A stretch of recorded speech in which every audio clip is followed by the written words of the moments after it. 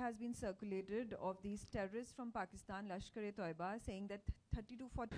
The interaction that you are referring to is being organized by a private media entity.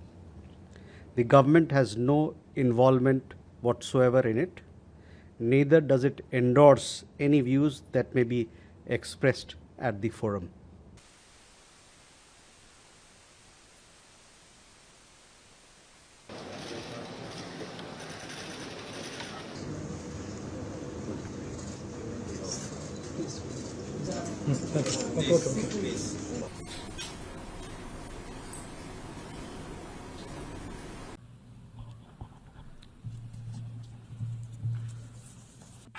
Myanmar থেকে জোরপূর্বক বাস্তুচ্যুত রোহিঙ্গা জনগোষ্ঠীর